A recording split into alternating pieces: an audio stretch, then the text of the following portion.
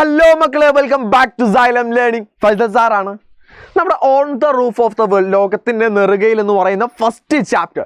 ഈ ചാപ്റ്ററിൽ നിന്ന് നമ്മുടെ ഓണ പരീക്ഷയ്ക്ക് മാപ്പ് ക്വസ്റ്റ്യൻ ചോദിക്കാനുള്ള ചാൻസസ് വളരെ കൂടുതലാണ്. അതുകൊണ്ട് തന്നെ അതിൽ നിന്ന് വരുന്ന മാപ്പുകൾ നമ്മൾ പഠിച്ചു വെക്കണമല്ലോ.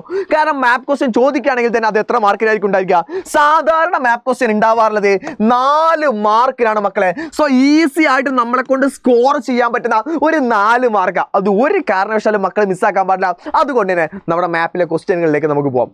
നമ്മൾ ഫസ്റ്റ് നമ്മുടെ ഇന്ത്യയുടെ ഒരു ഔട്ട്ലൈൻ മാപ്പ് ആയിരിക്കും നിങ്ങൾക്ക് തന്നിട്ടുണ്ടായിരിക്കാം. നിങ്ങൾ ഇവിടെ നോക്കണ്ട, ആദ്യം ഇവിടെ നോക്കിക്കോ. നമ്മുടെ ഇന്ത്യയുടെ ഔട്ട്ലൈൻ മാപ്പ് ആയിരിക്കും നിങ്ങൾക്ക് തന്നിട്ടുണ്ടായിരിക. ഈ ഔട്ട്ലൈൻ മാപ്പിൽ നമുക്ക് ABCD എന്ന് പറഞ്ഞുകൊണ്ട് നമുക്ക് 4 കാര്യങ്ങൾ മാർക്ക് ചെയ്യാനുണ്ടായിരിക്കും. അത് ഏതൊക്കെയാണ് വരിക എന്നുള്ളത് ഞാൻ വഴിയെ പറഞ്ഞുതരാം. അത് ചെയ്യാനുള്ള എളുപ്പ പണിയും ഞാൻ ഇന്ന് നിങ്ങൾക്ക് പറഞ്ഞുതരും. റെഡി ആണല്ലോ? ഓക്കെ, അങ്ങനെയാണെന്നുണ്ടെങ്കിൽ first on the roof of the world, ലോകത്തിന്റെ നെറുകയിൽ എന്നാണല്ലോ ചാപ്റ്ററിന്റെ പേര്. ആ ചാപ്റ്റർ ഇപ്പൊ ലോകത്തിന്റെ നെറുകയിൽ എന്ന് അറിയപ്പെടുന്ന സ്ഥലം ഏതാണ്? പാമീർ നോട്ട അഥവാ പാമീർ പർവ്വതക്കെട്ട. ഫസ്റ്റത്തെ ക്വസ്റ്റ്യൻ മേ ബി അത് തന്നെ ആയിരിക്കും. പാമീർ പർവ്വതക്കെട്ട് ഏതാണ്, അല്ലെങ്കിൽ ലോകത്തിന്റെ നെറുകയിൽ ഏതാണ്? പാമീർ നോട്ട് ഏതാണ്? മാർക്ക് ചെയ്യാൻ പറഞ്ഞാൽ മാർക്ക് ചെയ്യേണ്ടത് ഇന്ത്യയുടെ ഏറ്റവും എൻഡ് ഭാഗം ഉണ്ടല്ലോ, ഇതാ ഇവിടെ ഒരു പോയിന്റ് അങ്ങോട്ട് ഇട്ട് വെക്കുക. ഏറ്റവും എൻഡ് ഭാഗത്തിന് തൊട്ട് തലയുടെ മുകളിൽ, ഇന്ത്യയുടെ ഏറ്റവും എൻഡ് ഭാഗത്തിന്റെ തലയുടെ തൊട്ട് മുകളിലായിട്ട് ഒരു പോയിന്റ് അങ്ങോട്ട് ഇട്ട് വെക്കുക. എന്നിട്ട് ഇത് നമ്മൾ ഞാനിവിടെ A എന്ന് മാർക്ക് ചെയ്തിട്ടുണ്ടെങ്കിൽ ഇവിടെ നിങ്ങൾക്ക് എന്ത് ചെയ്യാം? A എന്നോ അല്ലെങ്കിൽ പാമീർ നോട്ട് എന്നോ പാമീർ പർവ്വതക്കെട്ട് എന്നോ മാർക്ക് ചെയ്യാം. റെഡി ആണല്ലോ? യെസ്. അത് കഴിഞ്ഞാൽ നമുക്കറിയാം പിന്നെ നമ്മൾ എന്ത് ചെയ്യുന്നു? ഹിമാലയം, നമ്മുടെ നോർത്തേൺ മൗണ്ടൻ റീജിയൻ ആണ് പഠിക്കുന്നത്. അല്ല, നോർത്തേൺ മൗണ്ടൻ റീജിയൻ ഉത്തരപർവ്വത മേഖലയെ 3 എണ്ണമായിട്ട് തരംതിരിക്കുന്നുണ്ട്. Trans Himalaya, Himalaya, eastern highlands അല്ലെങ്കിൽ ഈസ്റ്റേൺ ഹിൽസ് എന്ന് പറയും. അതിൽ ട്രാൻസ് ഹിമാലയെ നമുക്ക് അറിയാവുന്നതാണ്. ട്രാൻസ് ഹിമാലയത്തിന് നമുക്ക് 3 എണ്ണമായിട്ട് തരംതിരിച്ചൂടെ? ഏതൊക്കെയാ? അവയാണ് കാരക്കോറം, അതുപോലെ ലഡാക്ക്, സസ്കർ. നമ്മുടെ സസ്കർ 2 Z എഴുതാട്ടോ. സസ്കർ Z എഴുതാം. കാരക്കോറം, ലഡാക്ക്, സസ്കർ എന്ന് പറഞ്ഞ 3 എണ്ണമായിട്ട് തരംതിരിക്കുന്നുണ്ട്.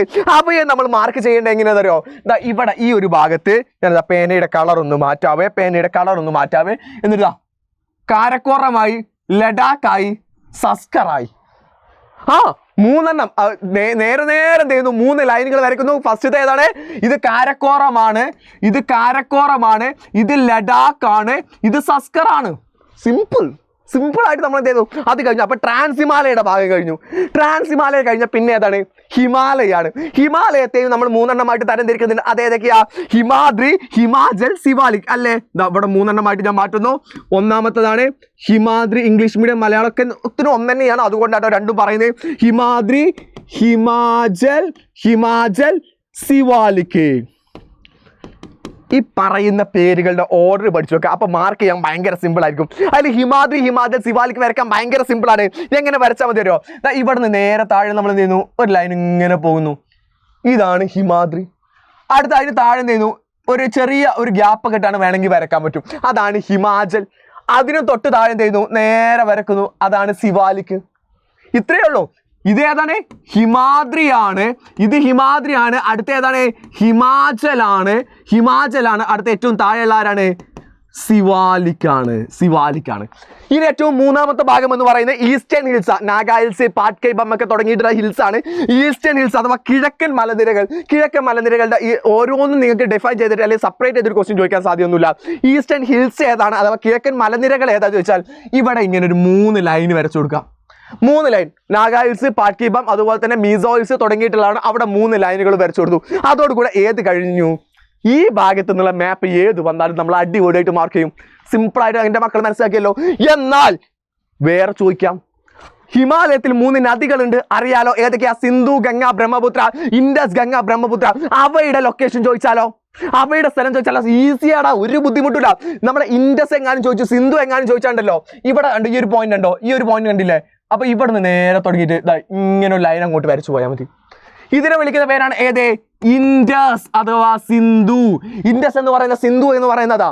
ബ്രഹ്മപുത്രയുടെ സ്ഥലം ഏതായിരുന്നു? ബ്രഹ്മപുത്ര ഈ എൻഡ് പോയിന്റ് ഇവിടെ നിന്ന് ഇങ്ങനെ സ്റ്റാർട്ട് ചെയ്തിട്ട് ഇങ്ങനെ ഈ എൻഡിലൂടെ കയറിയിട്ട് നേരെ ഇങ്ങനെ ഇറങ്ങി പോകുന്ന ഇയാളുടെ പേരാണ് ബ്രഹ്മപുത്ര. ഇവ രണ്ടും ഇന്ത്യയിലൂടെ ഒരുപാട് ദൂരം ഒന്നും പോകുന്നില്ല, കുറച്ച് ദൂരെ പോകുന്നുള്ളൂ. എന്നാൽ ഇന്ത്യയിലൂടെ മാത്രം ഒഴുകുന്ന, ഇന്ത്യയിലൂടെ വിശാലമായിട്ട് ഒഴുകുന്ന നദിയാണ് ഗംഗ എന്ന് പറയുന്നത്. ഗംഗ വരച്ചാൽ ഇവിടെ ഈ സെൻട്രൽ ഭാഗത്ത് ഒരു ഗ വരച്ചു വെച്ചാൽ മതി. മലയാളത്തിൽ നമ്മുടെ ഗ ഇല്ലേ? മലയാളത്തിലെ ഗായിനെ അങ്ങോട്ട് വരച്ചു വെക്കുക. ഗ എന്ന് വരച്ചു വെച്ചാൽ നമ്മൾ എന്ത് ചെയ്തു? ഇത് ഏകദേശം ഇങ്ങനെ ആയിട്ടാ വരാം. ഞാൻ ഇതൊന്നും ഇങ്ങനെ മായ്ക്കുന്നുണ്ട്. ആ ഗായിയുടെ ഒന്നും കൂടെ റെഡി ആക്കിയിട്ട് ഒന്ന് ഞാൻ വരച്ചു തരാം. ഇതിലേക്ക് ഇങ്ങനെ ശരിക്കും ഞാൻ കൂടി ചേരാനുണ്ട്. ഇതിന്റെ അടുത്തു കൂടെ അങ്ങനെ പോകാനുള്ളതാണ്. ഇതാണ് ഏത്? ഗംഗ. ഇതാണ് ഏത്? ഗംഗ. അപ്പൊ 3 ഹിമാലയൻ നദികളും നമ്മൾ പഠിച്ചു. സിന്ധുവായി, ഗംഗയായി, ബ്രഹ്മപുത്രയായി. ഇവയുടെ ഈ സ്ഥലങ്ങൾ മക്കളെ എന്ത് ചെയ്തിരിക്കണം?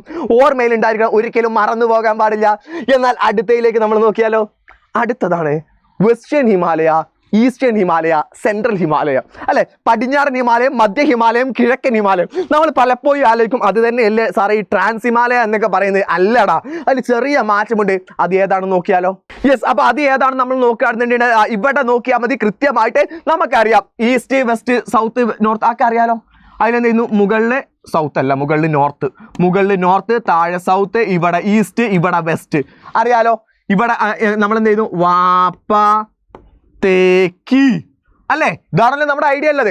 അതിലെന്തായിരുന്നു? വെസ്റ്റ് അഥവാ പടിഞ്ഞാറ് സൈഡാ. പടിഞ്ഞാറ് സൈഡ് ആയതുകൊണ്ട് ഈ സൈഡിലായിരിക്കും അഥവാ പടിഞ്ഞാറ് ഹിമാലയ എന്ന് പറഞ്ഞ സമയത്തെ നമ്മൾ മാർക്ക് ചെയ്യേണ്ടത് എവിടെയാണെന്നറിയോ? ഇവിടെ നിന്ന് തൊട്ടിയിട്ട് ഇവിടെ വരെയുള്ള ഈ സ്ഥലത്ത് അങ്ങോട്ട് ഒരു റൗണ്ട് ഇട്ട് വെച്ചാൽ മതി. ഒരു റൗണ്ട് ഇട്ട് വെച്ചാൽ മതി. ആ സ്ഥലത്ത് റൗണ്ട് ചെയ്ത് വെച്ചാൽ എന്തായി? അത് വെസ്റ്റേൺ ഹിമാലയായി. അതേതായി? വെസ്റ്റേൺ ഹിമാലയ കേട്ടോ. വെസ്റ്റേൺ ഹിമാലയ അഥവാ പടിഞ്ഞാറൻ ഹിമാലയ എന്നായി. അതേസമയം കിഴക്കൻ ഹിമാലയ ഏതാ അറിയോ? കിഴക്കൻ ഹിമാലയ എന്ന് പറഞ്ഞാൽ ഈ വരുന്ന ഭാഗം ഇതൊരു വട്ടം ഇട്ട് വെച്ചാൽ ഏതായി? അത് ഈസ്റ്റേൺ ഹിമാലയായി. ഈസ്റ്റേൺ ഹിമാലയ അഥവാ കിഴക്കൻ ഹിമാലയായി. ഇതിന് രണ്ടിനും നടുവിലുള്ള ഈ ഒരു ഭാഗത്തെ വട്ടം ഇട്ട് വെച്ചാൽ എന്തായി? അതാണ് സെൻട്രൽ ഹിമാലയ. സെൻട്രൽ ഹിമാലയ, മധ്യ ഹിമാലയം. സിമ്പിളായിട്ട് വരച്ചുകൂടെ? സിമ്പിളായിട്ട് പഠിച്ചുകൂടെ? അവയെ നമ്മൾ തരംതിരിക്കുന്ന നദികളുടെ പേരുകളൊക്കെ പഠിച്ചിട്ടുണ്ട്. കാളി, ടിസ്റ്റ തുടങ്ങിയ നദികളുടെ പേരുകളൊക്കെ നമ്മൾ എന്ത് ചെയ്തിട്ടുണ്ട്? പഠിച്ചിട്ടുള്ളതാണ്. സോ അത് നമ്മൾ എന്ത് ഇവിടെ പറയുന്നില്ല. മാപ്പിലേക്ക് നോക്കുന്ന സമയത്ത് ഈ കാര്യങ്ങളാണ് ഇവിടെ നോക്കേണ്ടത്. എന്നാൽ അടുത്തത് നമ്മൾ നോക്കുകയാണ് വെസ്റ്റേൺ കോസ്റ്റൽ പ്ലെയിനും ഈസ്റ്റേൺ കോസ്റ്റൽ പ്ലെയിനും. സിമ്പിളായിട്ട് അറിയാനുള്ള സാധനമാണ്. നമ്മൾ വെസ്റ്റും ഈസ്റ്റും പറഞ്ഞു, അഥവാ പടിഞ്ഞാറൻ തീരസമുദ്രവും കിഴക്കൻ തീരസമുദ്രവും നമ്മൾ പഠിച്ചിട്ടുണ്ട്. ഇവിടെ ഏതാണ്? പടിഞ്ഞാറാണ്, ഇവിടെ കിഴക്കാണ്, ഇവിടെ വെസ്റ്റ് ആണ്, ഇവിടെ ഏതാണ്? ഈസ്റ്റ് ആണ്. അപ്പൊ ഈസ്റ്റേൺ കോസ്റ്റൽ പ്ലെയിൻ എന്ന് പറഞ്ഞ സമയത്ത് എന്ത് ചെയ്യുന്നു? ഇവിടെ ഇങ്ങനെ മാർക്ക് ചെയ്യുന്നു. വെസ്റ്റേൺ കോസ്റ്റൽ പ്ലെയിൻ എന്ന് പറഞ്ഞ സമയത്ത് ഇവിടെ മാർക്ക് ചെയ്യുന്നു. സിമ്പിളായിട്ട്. ഇത് ഏറ്റവും അവസാനമായിട്ട് ഇതെല്ലാം കൂടെ എങ്ങാനും ചോദിച്ചാലോ? ഇതെല്ലാം കൂടെ ചോദിക്കാൻ ചാൻസസ് കുറവാണ്. എന്നിരുന്നാലും ചോദിച്ചാൽ എൻ്റെ മക്കൾക്ക് മാർക്ക് ചെയ്ത് വെക്കണം. നമ്മുടെ ഇന്ത്യ മൊത്തമായിട്ട് നമ്മൾ ഡിവൈഡ് ചെയ്ത് ഫസ്റ്റ് നോർത്തേൺ മൗണ്ടൻ റീജിയൻ, ഉത്തരപർവ്വത മേഖല എന്ന് പറഞ്ഞ സമയത്ത് നമ്മൾ മാർക്ക് ചെയ്യുക ഇവിടെയുള്ള ഈ ഒരു ഭാഗം മുഴുവനായിട്ട് നമ്മൾ മൗണ്ടെയിൻസ് എല്ലാം അടങ്ങിയിട്ടുള്ള ഈ ഭാഗമാണ് ഉത്തരപർവ്വത മേഖല എന്ന് പറഞ്ഞാൽ. ഒരു വട്ടം ഇട്ട് വെച്ചാൽ മതി. അവിടെ ഉത്തരപർവ്വത മേഖല വെച്ച് ഒരു വട്ടം ഇട്ട് വെച്ചാൽ മാത്രം മതി. അതേസമയം രണ്ടാമത്തെ നോർത്ത് ഇന്ത്യൻ പ്ലെയിന്, ഇതിന് തൊട്ട് താഴെയുള്ള ഈ ഭാഗം, ഈ ഒരു ഭാഗമാണ് നോർത്ത് ഇന്ത്യൻ പ്ലെയിൻ എന്ന് പറയുന്നത്. എന്നാൽ ഇതിന്റെ ഉള്ളിൽ തന്നെ വരുന്ന മറ്റൊരു സ്ഥലമാണ് അടുത്ത് നമ്മൾ 4ാമത് പറയാനുള്ളത് കേട്ടോ. ഇന്ത്യൻ ഡെസേർട്ട് എന്ന് പറയുന്നത്. ഡെസേർട്ട് എന്ന് പറഞ്ഞ സമയത്ത് നമ്മൾ താർ ഡെസേർട്ട് ഒക്കെ വരുന്നത് രാജസ്ഥാനിലാണല്ലോ. ഈ സ്ഥലത്ത് നമ്മൾ എന്ത് ചെയ്യുന്നു? മാർക്ക് ചെയ്ത് വെക്കുക താർ ഡെസേർട്ട് വരുന്ന സ്ഥലം. കൂടാതെ തന്നെ 3ാമതായിട്ട് പെനിൻസുലാസ് പ്ലാറ്റു എന്ന് പറഞ്ഞാൽ ഈ താഴെ വരുന്ന എന്ന് വെച്ചാൽ ഇവിടുന്ന് ഇങ്ങോട്ട് താഴേക്ക് മൊത്തം ഏതാണ്? കടലാണ്, അല്ലെ? ഇവിടെയുള്ള കടൽ ഏതാണ്? അറേബ്യൻ സീ ആണ്. ഇവിടെയുള്ള ഏതാണ്? ബേ ഓഫ് ബംഗാൾ ആണ്. ബേ ഓഫ് ബംഗാൾ ഉൾക്കടലാണുള്ളത്, അല്ലെ? ബേ ഓഫ് ബംഗാൾ ഉൾക്കടൽ ഇപ്പുറത്തുണ്ട്. അതുപോലെ തന്നെ അറേബ്യൻ സീ ഇവിടെയുണ്ട്. അതുകൊണ്ട് തന്നെ ഇതിന്റെ താഴേക്ക് വരുന്ന ഈ മൊത്തം സ്ഥലത്ത് നമുക്ക് എന്ത് ചെയ്യാൻ പറ്റും? ഉപദ്വീപീയ പീഠഭൂമി എന്നറിയപ്പെടാൻ പറ്റും. പെനിൻസുലാസ് പ്ലാറ്റു. ഉപദ്വീപ് എന്ന് പറഞ്ഞാൽ എന്താണ്? 3 ഭാഗം കടലിനാടും 1 ഭാഗം കരയാലും ചുറ്റപ്പെട്ട സ്ഥലമാണ്. അങ്ങനത്തെ സ്ഥലത്ത് നമ്മൾ എന്ത് ചെയ്യുന്നു? അവിടെയും വിളിക്കുന്നു. ലാസ്റ്റ് കോസ്റ്റൽ പ്ലെയിൻ നമ്മൾ പറഞ്ഞല്ലോ. തീരപ്രദേശം എന്ന് പറഞ്ഞാൽ ഈ ഭാഗവും തീരപ്രദേശമാണ്, ഈ ഭാഗവും തീരപ്രദേശമാണ്. ഇത്രയേ ഉള്ളൂ. സോ മക്കളെ, മാപ്പിൽ നിന്നെങ്ങാനും ചോദ്യം വന്നാൽ ഈ ബേസിക്സ് വെച്ചിട്ട് നിങ്ങൾ എഴുതൂലടാ, മാർക്ക് ചെയ്യൂല, 4 മാർക്ക് കളയോ? ഇനി മാപ്പ് നിങ്ങൾക്ക് പേടിക്കാനുണ്ടാ? നിങ്ങളല്ലേ പറയുന്നത് ജിയോഗ്രഫി ടഫാണ്, ജിയോഗ്രഫി ഒരുപാട് പഠിക്കാൻ വന്നിട്ട് ഒരുപാടൊന്നുമില്ലടാ. ഈസി ആയിട്ട് നമ്മുടെ കൂടെ കൂടിയാൽ മാത്രം മതി, സൈലത്തിന്റെ കൂടെ നിങ്ങൾ കൂടിയാൽ മാത്രം മതി എന്ന് മാത്രം പറഞ്ഞുകൊണ്ട് I B wind up here. ഇതുപോലത്തെ വീഡിയോസ് നിങ്ങൾക്ക് ഇനിയും വേണമെങ്കിൽ താഴെ ഒന്ന് കമന്റ് ചെയ്തൊക്കെ ഈ ക്ലാസ് മനസ്സിലായി എന്നുള്ളത് കൂടെ. ടാറ്റാ, ബൈ.